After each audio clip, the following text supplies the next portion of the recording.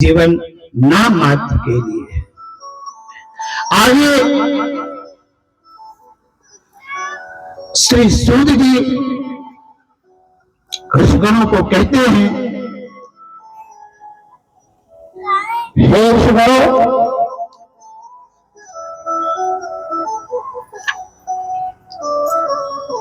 आपने पूर्व में कहा था कि लोक में सर्वत्र लिंग की पूजा होती है।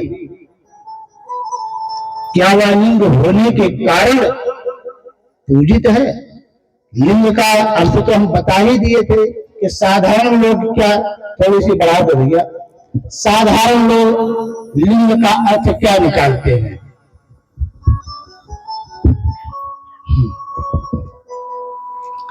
तो क्या वह लिंग पूजित है? अगर इसमें कोई अन्य कारण है, शिव बल्लभ पार्वती लोक में बाल लिंग रूपा कही जाती है। हे सूत, इसका क्या कारण है? इस विषय में आपने जैसे सुना है वैसा कहिए। सूत जी कहते हैं कि ऋषियों, पूर्व काल में दारू बहुत सुंदर सुंदर प्रसिद्ध तो हम ला ही रहे हैं। सच में कहोगे तो हम 2 बजे तो हमको पंडित जी लेने गए हैं, यहाँ हमको लगता है कि आते आते 2:30 बज गए हैं। हाँ, 2:30 बजे के बाद हुई है। हमको लगता है कि कीर्तनाद कराते 3 बज गए। अब 2 घंटे में बताओ कितना सिनेमा पुराण कहेगा आदमी? तो हमसे तो नहीं हो सकता कि 2 घंटे में हम पंडित जी को पूरी शिव पुराण सुना देंगे। हम तो बीच के प्रसंग, सत्य झूठ तो बोलना बेकार है, बीच के प्रसंग में जिसमें बहुत बातें घर घर की है उसको छोड़ करके जो शिव महापुराण का सार है, जो सामाजिक रूप से ज्ञान मिले, तो वो प्रसंग हम आप लोग के सामने रखते हैं। क्योंकि 24,000 श्लोकों का शिव महापुराण 9 दिन में संपूर्ण नहीं हो सकता, 2.5-3 घंटे में। तो कहते हैं कि पूर्व काल में दारूवन में रहने वाले ब्राह्मणों का जैसा वृतांत मैंने सुना है वैसा आप वर्णन करो। हे सत्यम, पूर्व काल में दारू नामक श्रेष्ठ वन में नित्य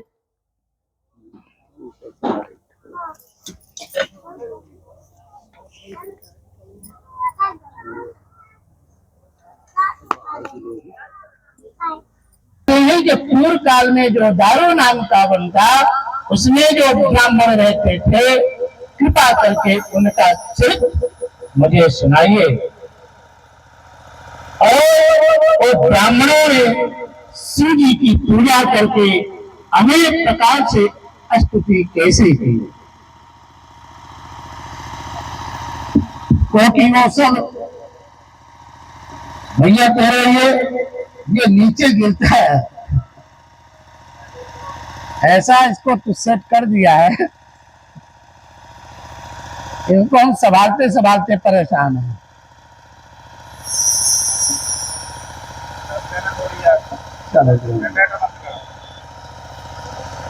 तो शिव ध्यान पर शिवभक्त ब्राह्मण किसी समय संविधान लेने के लिए वन में गए थे। आप लोग ध्यान से अगर इन कथाओं को, जितने भी हमने कथा सुना है या आप लोग को सुनाया है, अगर आप लोग तो ध्यान से सुने होंगे और आपको याद होगा, तो जो भी शिवलिंग और आज के बारे में लोग गलत गलत टिप्पणी, गलत गलत भाव जागृत करते हैं, शायद आपके प्रश्नों को उत्तर हमने दे दिए होंगे और इस प्रसंग में मिल भी जाएगा, पर अगर ध्यान से सुनेंगे तब। तो उस वन में संविधा लेने के लिए ब्राह्मण लोग गए। उसी समय साक्षात नील लोहित भगवान शंकर विकट रूप धारण करके उनकी परीक्षा करने के लिए वहां पर पधारे। वे दिगंबर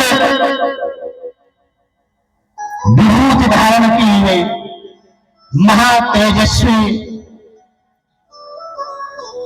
अद्भुत उनका रूप था और दिगंबर भेष से शरीर में वस्त्र नहीं है तो अपना लिंग पकड़ करके वहां पर टहल रहे थे।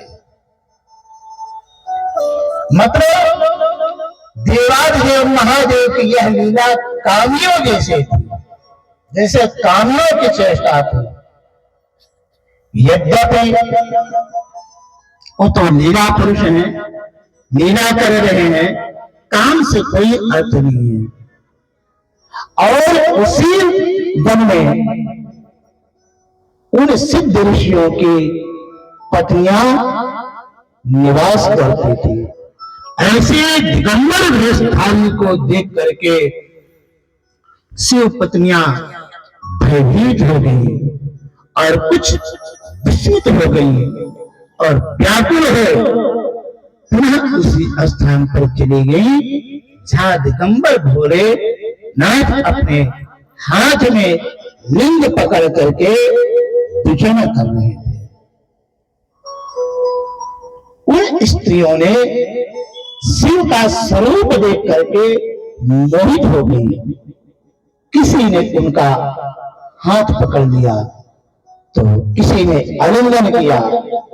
कुछ आपस में आलिंगन करने के कारण अत्यंत प्रसन्न हो गई। इसी अवसर पर ऋषिगण समुदाय लेकर के उस वन में आश्रम की ओर लौटे।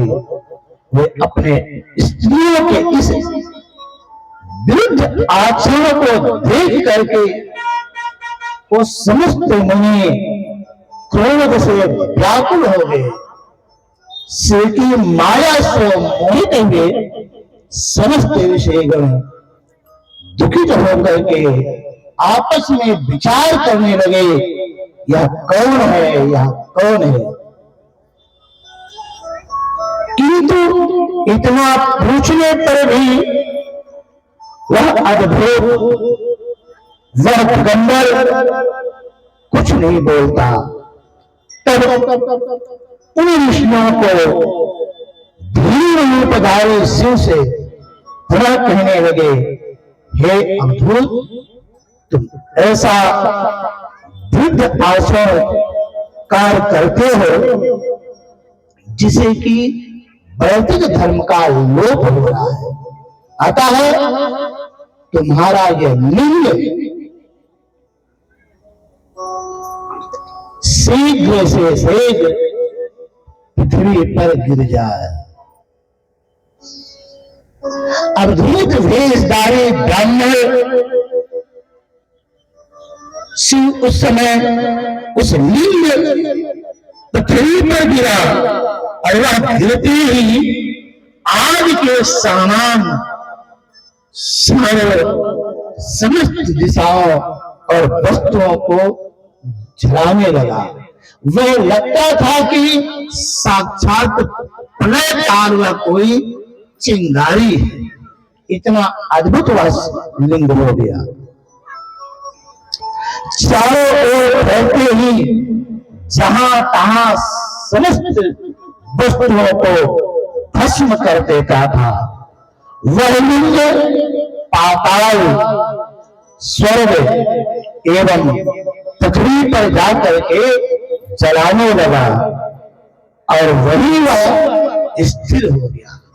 उस लिंग की ज्वाला से सारा लोक व्याकुल हो उठा।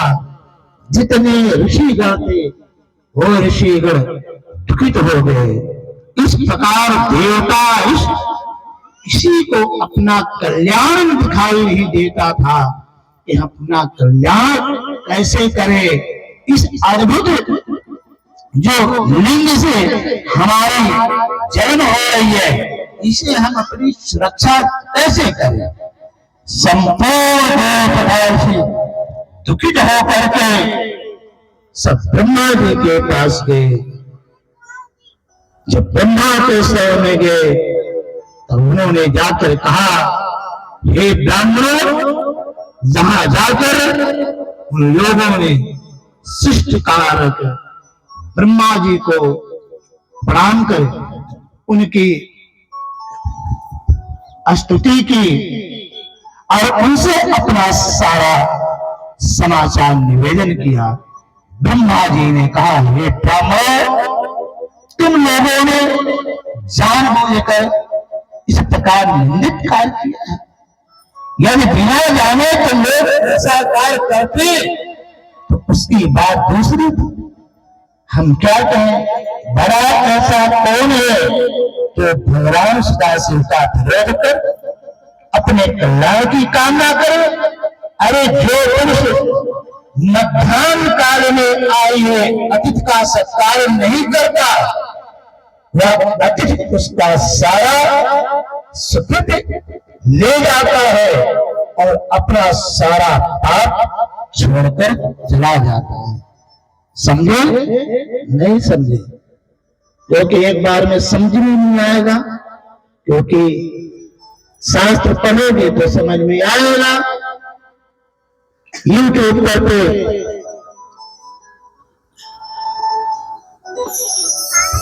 रंग बिरंगे गाने सुनोगे तो शास्त्र की भाषा एक बार में कहां से समझ में आएगी।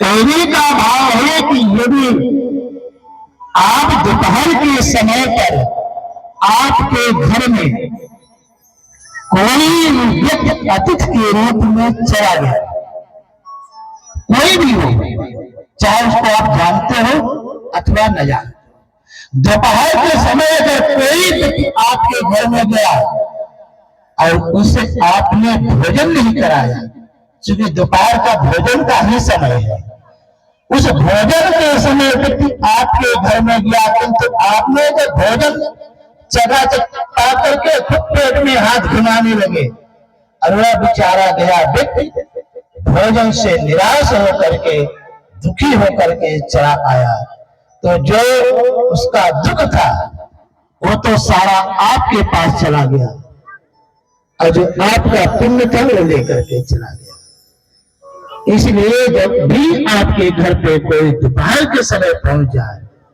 और आप खाना बना है आपके यहाँ, तो बिना पूछे उससे आपको नहीं रहना चाहिए। खाए न खाए, पर आपको कहना चाहिए भैया भोजन करोगे कर लो भोजन। यही समझाए कि जो मध्याह्न काल में अतिथि आ जाता है और उसका कोई सत्कार नहीं करता, तो उसका पाप उस अतिथि को लग जाता है और अतिथि का पुण्य उसके साथ चला जाता है। अतः यदि फिर शिव जी अतिथि बन करके आए और उनका सत्कार न हो तो बड़े दुख की बात है। जब तक यह लिंग स्थिर नहीं होगा तब तक तीनों लोगों का कल्याण होना संभव नहीं है। यह सत्य है, यह सत्य है, यह सत्य है। हे विष्णु, आप लोग ऐसा उपाय मन में करो जिसे कि शिवलिंग स्थित हो जाए, जब ही इन संतापों से बच सकते हो।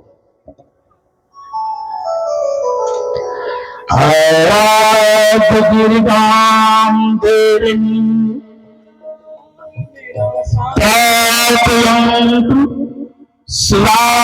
शिवम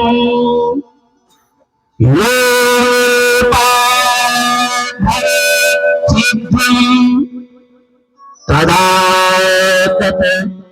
स्थिरता ब्रजे। ब्रह्मा जी बोले, हे देवताओं, तुम लोग सर्वप्रथम देवी पार्वती की आराधना करो। यदि पार्वती तुम लोगों की प्रार्थना पर योग रूप धारण करें तो निश्चय ही ये ज्योतिर्लिंग स्थिर हो जाएगा।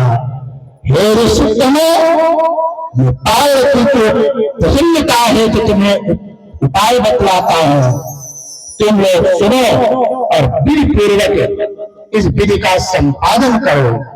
पार्वती अवश्य प्रसन्न हो जाएंगी। अष्टदल कमल बनाकर उस पर कलश स्थापित करो, उसमें जोड़ा तथा हिमांकुर से युक्त तीर्थ के जल से उसे पूर्ण करो।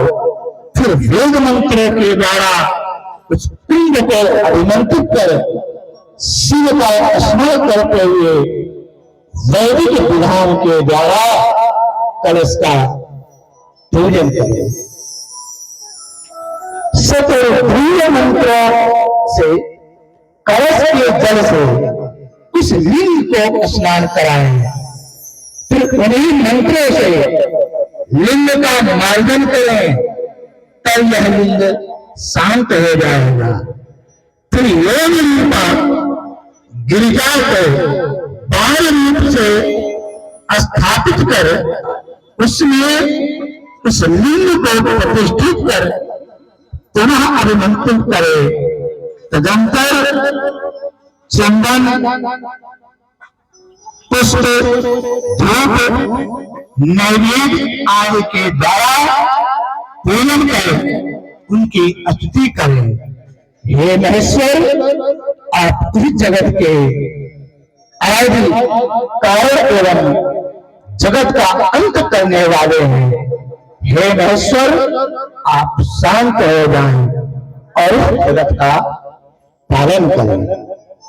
महेश्वर बोले, हे देवगण, तुम लोग मेरी बात ध्यान पूर्वक सुनो।